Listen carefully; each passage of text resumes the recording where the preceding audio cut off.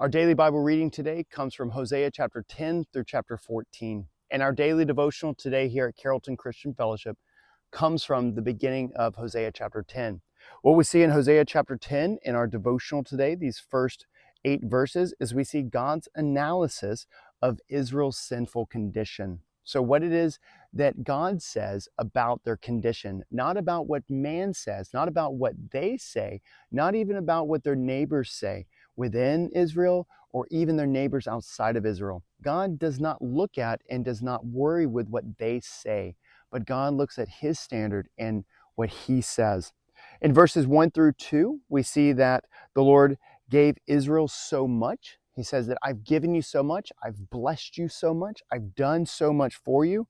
But yet, Israel, all you do is you wasted it and you spent it on everything of your idolatry and everything of personal desires, everything for whatever you wanted, but you never asked the one who gave you and who has given you all things, what's important to me? What is it that I gave that to you for? What was the purpose and reason behind it?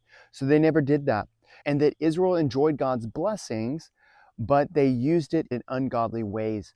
They enjoyed it, they enjoyed the blessings, but they did whatever they wanted to with it. They went off and they went into profane things, into things that were not what they were supposed to do. And Paul even reminds us of this in Galatians chapter 5, verse 13. Then we see in verses 3 through 8, we see Israel's empty throne. God sees that Israel's throne is empty, and God is saying that your throne is going to be empty, Israel.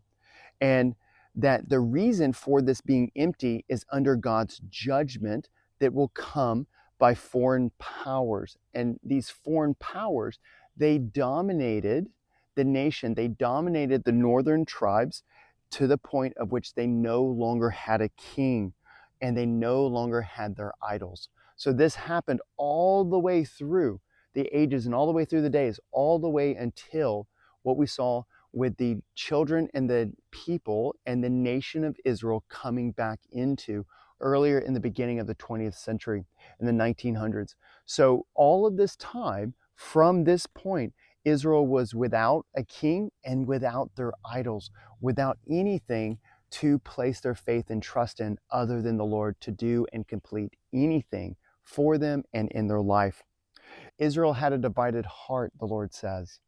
And in verses 3 through 8, we see Israel's empty throne. The Lord says that in this, with this empty throne, that once they're exiled, once they're taken off into exile, once their exile has started, that even the busy false places of worship, their false altars to false gods and their idolatry, that even when they are carried away, that their idols will be completely covered, that it will be overgrown by thorns and thistles, that these things have no power to even protect themselves. So why do you put your trust and faith in them?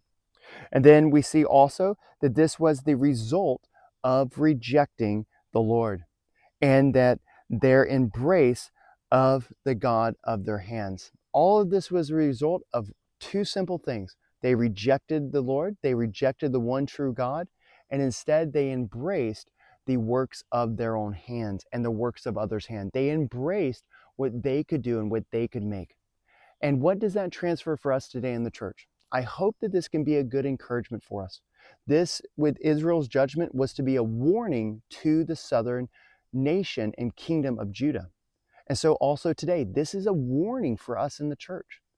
Today in the church, this would be to where we look for and we try to build up and fashion things by our hands, and we allow the things that we build with our hands to be what drives what we are interested in, what we desire, what we spend our time on, and what we think is most important in our life. So the things that we do, the pleasure that we enjoy, the things that we keep, the things that we can see and do with our hands, this is what our idolatry is on here today with the church in our day and age. This would be anything from our vehicles to our trips or anything like that. Anything other than the Lord that has been placed up for wisdom, knowledge, direction, passion, enjoyment in our life, where that primary thing is.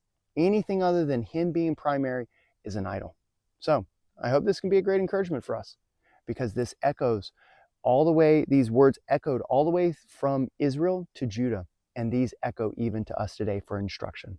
So again, I hope this will be a great encouragement for us, and we look forward to seeing you tomorrow. So take care and have a blessed one.